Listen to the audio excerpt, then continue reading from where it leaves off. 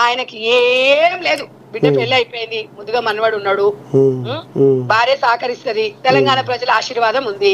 24 గంటలకు 18 గంటలు ఆహార నిశలు పనిచేస్తుండు.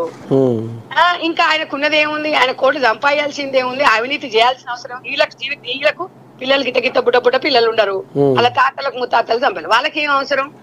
అందుకనే ఇవాళ రేవంత్ రెడ్డి గారు అన్ని పనులు చేస్తున్నాడు కాబట్టి ఉన్నాయన్ని తెలంగాణలో ఉన్న పనులన్నీ సన్న బియ్యం ఏంది, వీళ్ళకు రేషన్ కార్డులు ఏంది, ఇండ్లేంది, ఇందిరమ్మ పథకాలు ఏంది, రుణమాఫీ ఇవన్నీ చేసుకున్న తర్వాత ఇక మరి ప్రతిపక్షాలకు పని ఎక్కడుందిగా? ఏదో ఒకటి అనాలి కదా, ఏదో ఒకటి తీసుకురావాలి కదా. కాబట్టి కర్మ సిద్ధాంతం అనేది ఎవరిని వదలదు. ఇవాళ కేసీఆర్ చేసుకున్న కర్మనే ఇలా కుటుంబం అనేది అనుభవిస్తుంది. ఒక వెలిగినోడు, జాతిపిత అన్నోడు 80,000 బుక్కులు చదివిన అన్నాడు, మరి బోర్ల బొక్కలు ఎందుకు పట్టాడు? ఇదేనా నీ జీవితం? ఇదేనా నీ చరిత్ర? ఇదేనా జాతిపిత? అందుకని ఒకటే గుర్తు పెట్టుకోవాలి, రాజకీయాలు చేస్తే ఎప్పుడు విలువలతో కూడిన రాజకీయాలే చేయాలి. లేకపోతే రిటైర్మెంట్ తీసుకోవాలి, సలహాదారులాగా ఉండాలి. ప్రతిపక్ష హోదా నాయకుడు అయి ఉండి పామోదులు వండుకున్నటువంటి నువ్వు ఒక లీడర్వి. 750 కోట్ల రూపాయలతో వెంచరేసిన మీ సంతోష్ రావు గాడు ఎంత వాడు? ఆఫ్టర్ ఆల్ గాడు వాడు మందులో సోడా కలిపినోడు, తుండుగుడ్డు ఇచ్చినోడు, పోస్తే ఎత్తిపోసినోడు, దొంగన కొడుక నువ్వే. తెలంగాణ నువ్వే ఇంత దోసుకుంటే మా విద్యార్థులు ఎంత నష్టపోయినరా?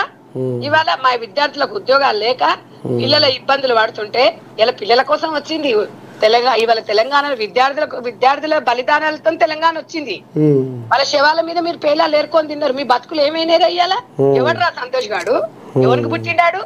తెలంగాణ ఏమన్నా తెలంగాణ హక్కు ఏమన్నా వాడు ఏమన్నా వాని కంట్రిబ్యూషన్ ఉందా? వాడు వాళ్ళ వాళ్ళ వాళ్ళ పెద్ద నాయనకు చేసుకున్నాడు, ఇవాళ తెలంగాణలో మొత్తం దోసుకొని తిన్నాడు. ఆ రోజేమో ఈమె చెప్పలే 750 కోట్ల వెంచర్ వేసినప్పుడు ఈమె మంచిగా మూసి మూసుకొని ప్లాస్టర్ వేసుకొని తోలుబొమ్మలాగా చూసింది. ఇలా వాటాల తేడా వచ్చేసరికి ఇవాళ వాడు అది చేసింది అన్నాడు. మరి అదే రోజు తప్పు చేసినప్పుడు బయటకు వచ్చి ఇచ్చి ఈ అవినీతి దాంట్లో నేనుండా, మా నాయన అవినీతి చేస్తుండు, మా హరీష్ అవినీతి చేసిండు, సంతోష్ రావు చేస్తుండు, నేను తెలంగాణ ప్రజల వైపు ఉంటా అని చెప్పేసి రాజీనామా చేసి పార్టీకి రాజీనామా చేసి సభ్యత్వాన్ని కూడా రాజీనామా చేసి తెలంగాణ ప్రజలలో వచ్చి తెలంగాణ ప్రజలతో ఉండుంటే ఎంత ఇల్లు ఉండేది?